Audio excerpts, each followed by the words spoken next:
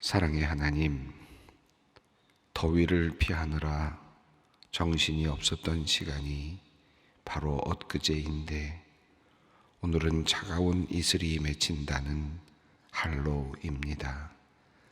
주님께서 정하신 자연의 질서 속에서 차가운 이슬이 맺히고 서서히 겨울을 준비하는 계절을 맞게 하시니 감사합니다. 이 절기를 보내며 우리의 영혼이 맑고 투명한 주님의 은혜로 깨끗게 되기를 기도합니다. 쌀쌀한 바람이 불어오는 이때에 주님의 따뜻한 손길로 우리의 마음을 감싸 안아주시고 시들지 않는 믿음과 소망으로 우리의 영혼을 가득 채워 주시옵소서.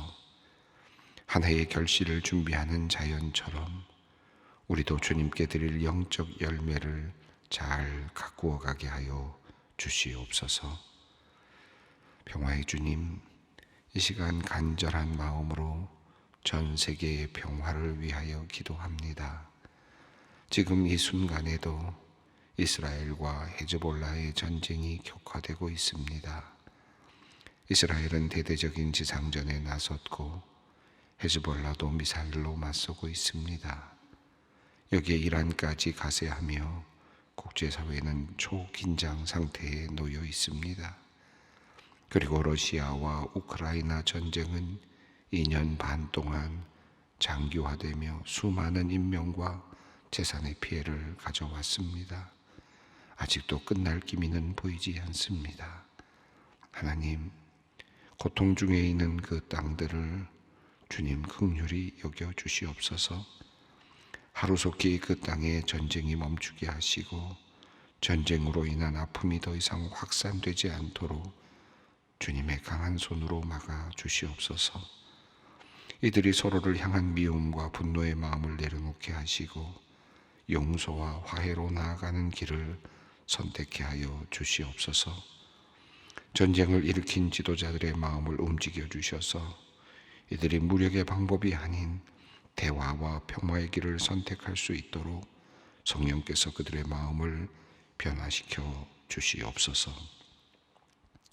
교회의 주인이신 하나님, 지난 주일 우리가 한 마음으로 소망교회 창립 47주년 기념 예배를 드리게 하심을 감사합니다. 지난 47년 동안 주님께서 강한 손과 편팔로 소망교회를 지켜주시고 에베네셀의 은혜로 여기까지 인도하여 주심에 감사를 드립니다. 주님의 보호하심이 있었기에 소망교회를 통해 수많은 영혼들이 구원을 얻을 수 있었고 주님의 은혜와 사랑을 뜨겁게 경험할 수 있었습니다. 주님께서 주신 능력으로 예수 구원, 예수 생명, 예수 소망의 진리를 세상에 전파하며 부흥의 역사를 써내려갈 수 있었습니다. 하나님, 앞으로도 소망교회가 더욱 견고한 반석 위에 서서 이 세상의 진정한 빛과 소금의 역할을 잘 감당하기 원합니다. 지난 47년 동안 소망교회를 위해 수고하신 모든 분들의 헌신과 수고 위에 주님께서 축복을 내려 주시옵소서. 특별히 교회를 이끌어 오신 곽선희 원로 목사님과 김지철 은퇴 목사님에게 큰 위로와 기쁨을 허락하시고 건강함에 복을 주시며 대대로 이어지는 번성함의 은혜를 더하여 주시옵소서. 또한 많은 장로님과 권사님, 집사님, 그리고 수많은 성도들, 또한 교육자들과 직원들이 한 마음으로 교회를 섬겨왔사오니 주님께서 그들의 기도와 헌신과 섬김을 기억하여 주시옵소서. 이제 이 교회를 섬기는 모든 이들에게 주님께서 힘과 능력을 부어주셔서 우리 소망교회가 다음 세대에도 신앙의 아름다운 전통을 잘 전달해 갈 수 있도록 이끌어 주시옵소서.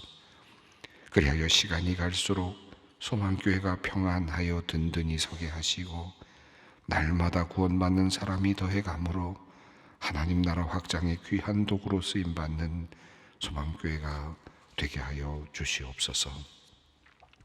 하나님, 오늘은 서울 강남노회 제75회 정기회가 소망교회에서 열립니다. 노회의 모든 일정과 절차가 경건과 질서와 연합 가운데 진행되기를 기도합니다. 노회원 모두가 서로를 존중하고 배려하며 주님의 사랑 안에서 하나가 되게 하여 주시옵소서. 주요 회무들을 처리할 때 인간의 욕심이나 세상의 기준을 따라 결정하는 것이 아니라 오직 주님의 뜻을 따라 결정할 수 있도록 노회원들에게 순종하는 마음을 허락하여 주시옵소서. 그동안 노회를 위해 많은 수고를 감당해 온 이면철 노회장님을 비롯한 노회 모든 임원들을 기억하여 주시옵소서. 그들의 수고와 노력이 주님 안에서 아름답게 열매를 맺게 하셔서 노회 산하의 교회들이 평안히 든든히 서게 하여 주시옵소서. 새롭게 세워질 노회 임원들을 주님께서 붙잡아 주셔서 노회를 바르게 섬기고 이끌어가게 하여 주시옵소서. 오늘 목사 안수를 받는 오지웅 전도사와 우성민 전도사를 위하여 기도합니다. 이들을 거룩하게 성별하여 주시고 성령의 능력과 지혜를 넘치도록 부어 주시옵소서. 이들이 주님의 부르심을 온전히 따라가게 하시고 목사로서의 사명과 책임을 충성스럽게 감당케 하여 주시옵소서. 안수받는 목사로서 주님께서 맡기신 양들을 사랑으로 돌보며 주님의 영광을 위하여 모든 것을 바치는 충성스러운 종으로 온전히 세워지게 하여 주시옵소서. 긍휼이 많으신 하나님, 수년 전 시작되어 갈수록 증상이 심해지는 이명증으로 고생 중인 은퇴 권사님을 위해 기도합니다. 3년 전 사랑하는 남편을 먼저 떠나보낸 뒤 심신이 약해지며 시작된 여러 가지 병들 가운데 하나였는데 이제는 이 병으로 인해 쉽사리 잠조차 들 수 없을 만큼 너무도 많이 쇠약해져 있는 상태입니다. 은혜의 주님, 힘겨운 시간을 보내고 있는 주님의 딸을 긍휼히 여겨주셔서 치유의 광선을 발하여 주시옵소서. 그리하여 권사님의 이명증이 속히 잠잠하게 되어 다시 이전처럼 평안히 잠을 이룰 수 있도록 은혜를 허락하여 주시옵소서. 이제 말씀 앞으로 나아갑니다. 오늘 선포되는 말씀이 주님의 마음속 깊은 곳에, 우리의 마음속에 깊은 곳에 새겨지게 하시고 이 말씀을 통해 우리를 향한 주님의 뜻을 깨달아 알게 하여 주시옵소서. 주님의 살아있는 말씀을 통해 우리의 영혼을 새롭게 하시고 그 말씀의 능력으로 우리의 삶이 아름답게 변화되어 가게 하여 주시옵소서. 예수님의 이름으로 기도 올리옵나이다. 아멘. 우리에게 주시는 하나님의 말씀입니다. 누가복음 3장 15절로 20절까지 말씀, 누가복음 3장 15절로 20절까지 말씀을 봉독합니다. 함께 봉독합니다. 백성들이 바라고 기다림으로 모든 사람들이 요한을 혹 그리스도이신가 심중에 생각하니 요한이 모든 사람에게 대답하여 이르되 나는 물로 너희에게 세례를 베풀거니와 나보다 능력이 많으신 이가 오시나니 나는 그의 신발끈을 풀기도 감당하지 못하겠노라. 그는 성령과 불로써 너희에게 세례를 베푸실 것이요 손에 키를 들고 자기의 타작마당을 정하게 하사 알곡은 모아 곳간에 들이고 죽정이는 꺼지지 않는 불에 태우시리라. 또 그 밖에 여러 가지로 권하여 백성에게 좋은 소식을 전하였으나 본복왕 헤롯은 그의 동생 아내 헤로디아의 일과 또 자기가 행한 모든 악한 일로 말미암아 요한에게 책망을 받고 그 위에 한 가지 악을 더하여 요한을 옥에 가두니라. 세례 요한의 공적인 등장에 대한 내용이 지난 본문부터 시작이 되었습니다. 세례 요한은 이제 예수님보다 앞서서 나아가면서 이제 주님의 길을 평탄하게 하는 광야에 외치는 소리와 같은 역할을 감당하게 됩니다. 그가 일성으로 외쳤던 것은 회개에 합당한 열매를 맺어라.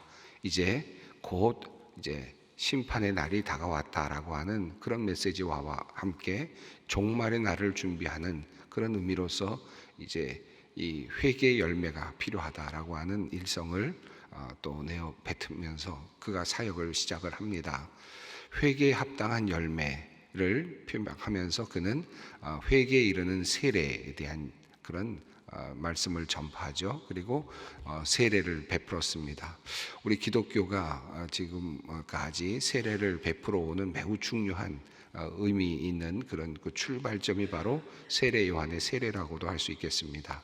그 전까지 구약에서는 세례라고 하는 의식은 없었습니다. 그런데 물로 정결케 하는 예식들은 있었지만 단번에 그러면서도 결단하는, 그러면서도 하나님께 온전히 맡기는 의미로서의 세례 의식은 세례 요한이 처음 이제 시작을 하고 있다고 할 수 있겠습니다. 그런데 이 세례 요한이 세례 의식을 조금 시작하면서 그 세례가 자신만으로 온전하지 않다는 것을 분명하게 밝히고 있죠. 오늘 본문이 그 이야기를 하고 있습니다. 세례 요한으로부터 시작된 이 물 세례는 이제 예수님으로 또 이어지면서 성령 세례로 이어지게 되어 있습니다. 그것이 우리가 또 믿고 또 우리가 행하고 있는 세례 의식의 매우 중요한 의미이기도 합니다. 세례 요한이 회개에 합당한 열매를 맺어라. 사람들이 다가올 때 많은 사람들이 요단강으로 나왔을 때 어떻게 하면 회개에 합당한 열매를 맺는 것이냐? 그것은 바로 물로 세례를 받는 것인데, 물로 세례를 받는다는 것은 단지 물을 끼치는 것이라든가 물 속에 들어가는 의미가 아니라 생활을 바꾸는 것이다라는 것이죠. 이 생활을 바꾸는 것인데 어떻게 해야 되느냐? 라고 물었을 때 우리가 지난번에 읽었었던 말씀이죠. 모든 사람들에게 옷 두 벌 있는 사람은 없는 사람들에게 나누어주는, 그리고 먹을 것이 있는 사람은 먹을 것이 없는 사람들에게 나누어주는 그러한 삶의 형태로서의 전환이었습니다. 어려운 사람들에 대한 삶을 이해하고 또 그들의 마음을 이해하면서 공감하면서, 그들을 어려운 사람들과의 삶의 마음을 공감하면서 자신의 것을 내어놓을 수 있는 삶의 자세를 세례받는 의미로 해석을 했습니다. 그리고 나서 군인들에게 또 세리들에게는 너희들이 가지고 있는 힘을 가지고 남용하지 말고 너희들이 있는 그 자리에서 자신들에게 맡겨진 그 일을 감당하라, 바르게 감당하라 라고 하는 그런 메시지를 전하였습니다. 군인은 군인으로서, 세리는 세리로서 마땅히 해야 할 일을 하되, 그러나 과도한 욕심을 부려서는 안 된다. 자신이 가지고 있는 힘을 남용해서는 안 된다 라고 하는 그런 메시지를 전하였습니다. 이 내용이 바로 회개에 합당한 열매라고 하는 것이었습니다. 이 세례는 그러니까 세례를 받고 그리고 또 세례를 받기 위해서 빈들로 나오고 세례를 받기 위해서 요단강으로 나오는 사람들을 세례 요한은 어떤 한 곳에 모아서 어떤 빈터에 모아서 산골짜기로 그들을 모두 끌고 올라가서 특별한 어떤 특별한 예식을 가지면서 어떤 구별된 존재로서, 그리고 세상과 분리된 존재로서 그렇게 살도록 만들지 않았고, 세례를 받고는 다시 자기 자리로 돌아가도록 하는, 군인은 군인으로 돌아가고 세리는 세리로 돌아가는, 그리고 자신의 자리로 돌아가서 어려운 이웃들을 돕는 그 자리에서부터 세례받은 자의 회개에 합당한 열매가 맺어지는 것이다 라고 하는 메시지를 전하였습니다. 사실은 이 내용은 참 우리 신앙생활에 있어도 매우 중요한 우리의 인사이트라 할까요? 우리 매우 중요한 관점이라고 할 수 있겠습니다. 우리가 보통 신앙생활을 열심히 한다, 종말을 준비하면서 회개를 한다라고 했을 때 보통 다미선교회도 그랬고 옛날에 보통 또 이단들이 대부분 그렇지 않습니까? 종말의 날이 가까웠다라고 말하면서 항상 이야기하는 것이 이 세상과의 단절이고, 산으로 올라가든 어디로 올라가든 구별된 곳에 올라가서 그렇게 준비하는, 기도로 준비하고 세상과 단절된 상태에서 준비하는 것을 종말을 준비하는 것으로 이해를 했는데, 세례 요한은 전혀 그렇게 말하지 않았습니다. 세례 요한은 이제 하나님의 나라가 가까이 왔고 그리고 이제 회개에 합당한 열매를 맺어야 하는데, 그 열매를 맺기 위해서 너희는 너희의 자리에 있어야 된다. 너희가 가지고 있는 직업 그 자리에 그대로 있는다. 너희가 지금 살고 있는 삶의 자리에서 떠나서는 안 된다. 그러나 바르게 살아야 된다 라고 하는 메시지를 전하였습니다. 우리들에게도 같은 메시지가 우리 마음속에 있어야 되겠습니다. 우리가 살면서 나는 세례받은 자이다 이 세례받은 자이다라고 하는 이 메시지는 단순하게 그저 구별된 곳에서 나 혼자 있는 것이 아니라 세상 속에서 세례받은 자로 사는 것이다. 세례받은 자로서 바르게 사는 것이고 정의를 실천하는 것이고 그리고 긍휼을 베푸면서 살아가는 것이다 라는 것을 우리가 다시 한번 마음에 새길 필요가 있겠습니다. 자, 그리고 나서 이와 같은 메시지를 전하고 있는 세례 요한을 바라보면서 많은 사람들이 이제 그가 혹시 그러면 지금까지 기다리던 메시아가 아닌가 라고 하는 그런 의문을 갖게 되었고 또 그렇게 그런 관점에서 따라 나서기 시작했습니다. 자, 그런 내용들이 오늘 본문에 나오는 내용입니다. 그리고 세례 요한은 이 과정을 통하여서 자기 자신이 예수님을 앞서서 지금 나아가고 있는 선지자 역할을 하고 있고 뒤에 오시는 예수님이야말로 진정한 메시아이시다 라고 하는 사실을 확고하게 알려주고 있습니다. 자, 15절 말씀을 읽습니다. 백성들이 바라고 기다림으로 모든 사람들이 요한을 혹 그리스도이신가 심중에 생각하니. 세례 요한이 전하는 복음은 말씀은 임박한 심판이었습니다. 임박한 심판이 이제 임하였다. 그러면 우리가 무엇을 해야 하느냐? 라고 물었을 때 회개에 합당한 열매를 맺고 회개의 세례를 받고 물로 세례를 받고 그리고 너희들의 삶의 자리에서 긍휼을 베풀며 공의를 행하며 살아라 라고 하는 메시지를 던졌죠. 자, 그러자 이제 그들이 또다시 질문한 것은 그러면 그가 메시아인가 그리스도이신가. 이 그리스도라는 말은 이 메시아라는 말로 바꿀 수 있죠. 같은 말이죠. 그리스도, 메시아 기름 부음을 받은 자인가 우리가 기다리고 있던 메시아인가 라고 하는 그런 질문을 합니다. 자, 그때 요한은 그 마음의 생각을 알고 그는 이제 대답을 합니다. 16절 말씀입니다. 요한이 모든 사람에게 대답하여 이르되 나는 물로 너희에게 세례를 베풀거니와 나보다 능력이 많으신 이가 오나니 나는 그의 신발끈을 풀기도 감당하지 못하겠노라. 그는 성령과 불로 너희에게 세례를 베푸실 것이요. 이 구절은 굉장히 중요한, 매우 중요한 그러면서도 의미 있는 그 몇 가지를 우리에게 알려주고 있습니다. 우선 요한은 모든 사람에게 대답을 하였는데 나는 물로 세례를 베푼다 라고 말을 합니다. 그런데 다음에 오시는 분은 성령과 불로 세례를 베풀 것이다 라고 이렇게 이야기를 합니다. 차원이 다른 그런 세례가 또 있다라는 것인데요. 물론 지금 이 상황 속에서 요한의 물 세례와 예수님의 성령 세례 이것은 지금 분리된 상태로 지금 이제 이후에 나올 모습으로 지금 성령과 불로 세례를 주시는 그런 모습으로 표현이 되고 있습니다만은 우리가 지금 받고 있는 세례 안에서는 물로 세례를 받으면서 동시에 성령과 불로 세례를 받는 의미가 함께 합해져 있는 거지만 그러나 지금 이 세례 요한 그리고 이후에 오시는 이후에 이제 활동하신 예수님의 사역에서는 이것이 지금 현재 분리된 것처럼 보이죠.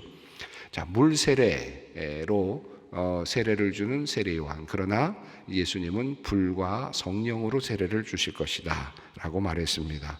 또 그는 말하기를 나는 그분의 신발끈을 풀기도 감당하지 못하겠다라고 이야기를 했습니다. 신발끈을 푼다라고 하는 이 말은 가장 낮은 위치에 있다라고 하는 의미의 나름 당시에 소통되고 있었던 통용되고 있었던 하나의 그 격언과 같은 그런 의미 체계였다고 할 수 있을 것 같습니다. 예수님께서 제자들의 발을 씻겨 주셨다라고 하는데 그것이 바로 종들이 하는 일이었다라고 하지 않습니까? 그러니까 종들이 하는 일은 그 주인의 신발을 벗기고 신발끈을 벗기고 그리고 또 그분의 발을 씻겨드리는 일들을 합니다. 또 오는 손님들의 발을 씻겨드리는 일들을 하죠. 이게 종들이 하는 일입니다. 그러니까 신발끈을 푼다라는 말은 신발끈을 푼다는 의미도 있고 또 신발끈을 끌어서 발을 씻긴다라는 의미도 있으니까 종의 역할이라는 의미입니다.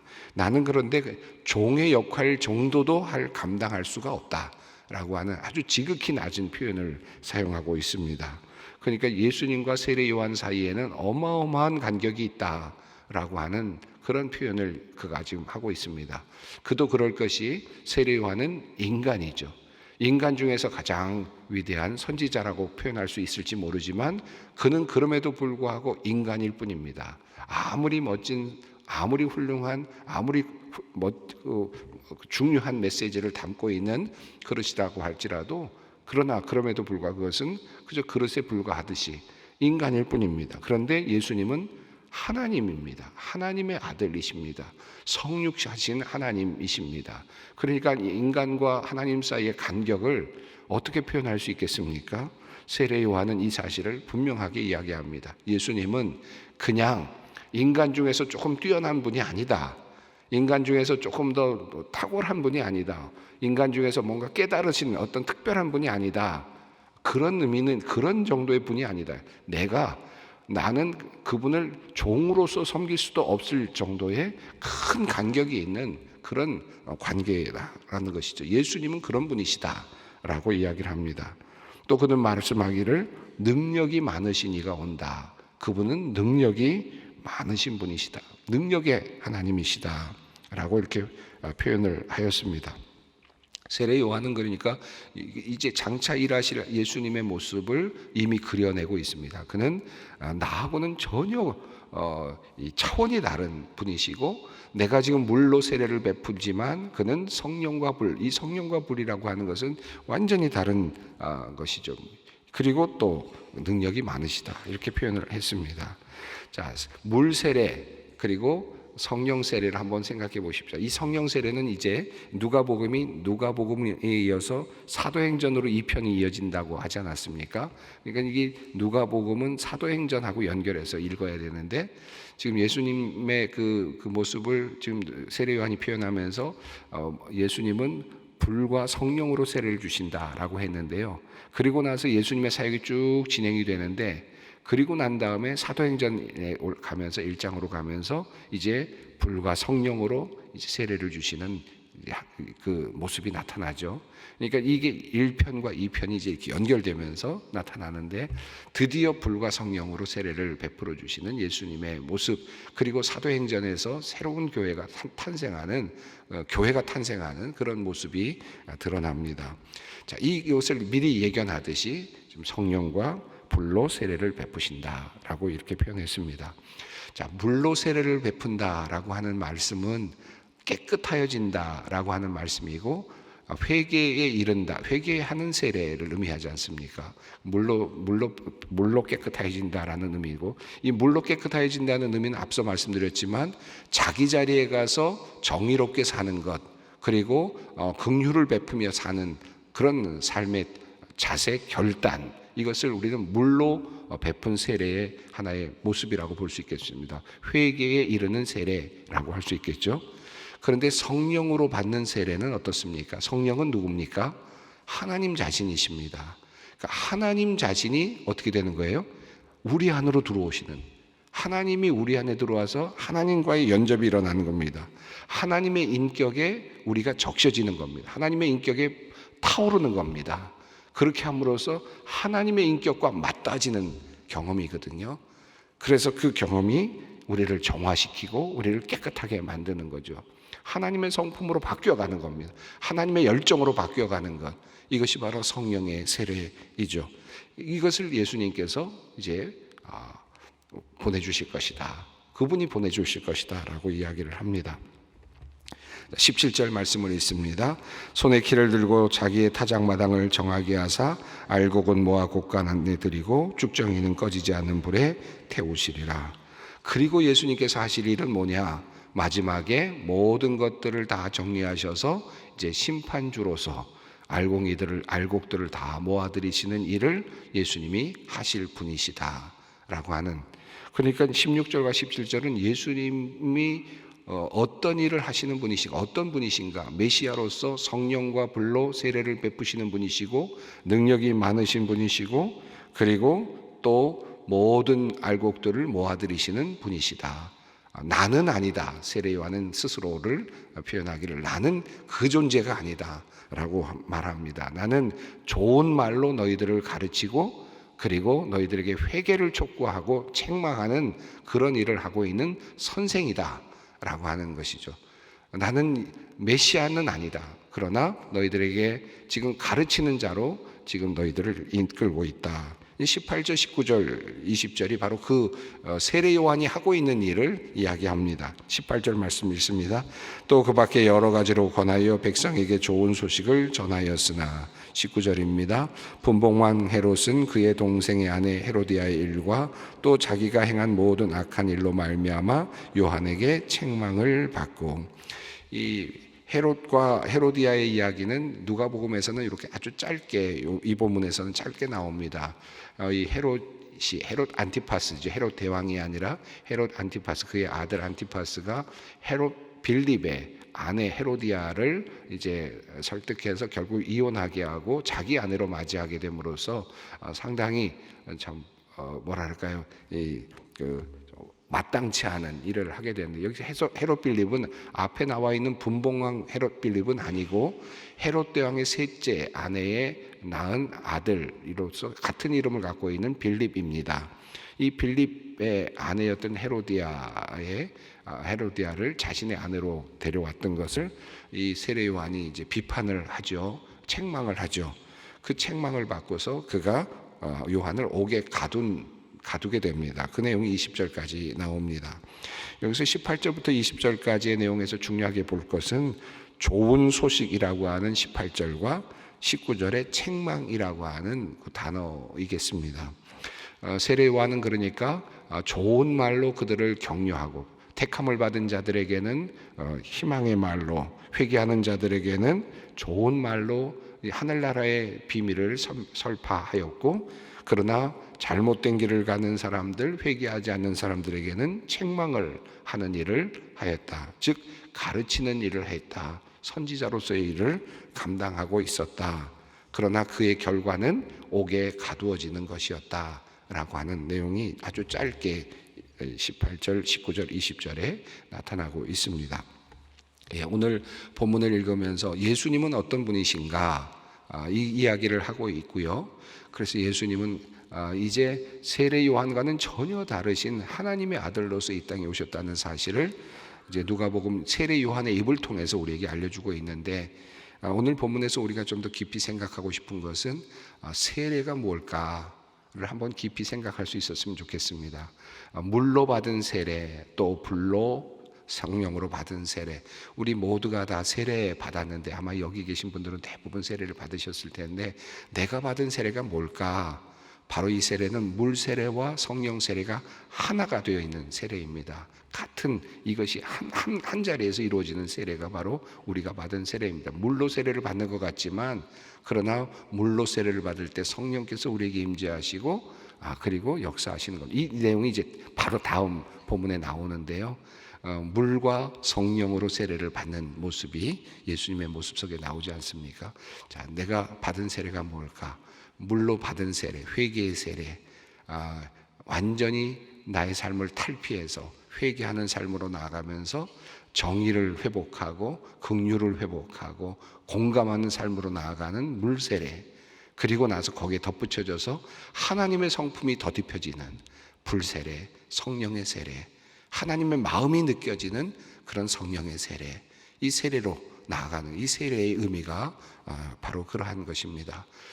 내가 받은 세례가 그런 세례다. 그러니 우리 세례 받은 사람들에게는 깨끗한 마음이 있어야 되고, 또 공감의 마음이 있어야 되고, 또 정의로운 마음이 있어야 되고, 이런 마음이 있어야 될 뿐만 아니라 하나님의 마음이 우리 안에 담겨 있어야 된다.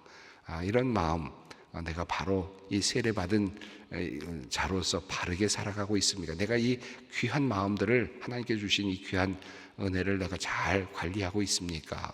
물어보는 그런 오늘 이 아침이 되기를 바랍니다. 함께 기도하겠습니다. 하늘에 계신 우리 아버지, 아버지의 이름을 거룩하게 하시며 아버지의 나라가 오게 하시며 아버지의 뜻이 하늘에서와 같이 땅에서도 이루어지게 하소서. 오늘 우리에게 일용할 양식을 주시고 우리가 우리에게 잘못한 사람을 용서하여 준 것 같이 우리 죄를 용서하여 주시고 우리를 시험에 빠지지 않게 하시고 악에서 구하소서. 나라와 권능과 영광이 영원히 아버지의 것입니다. 아멘.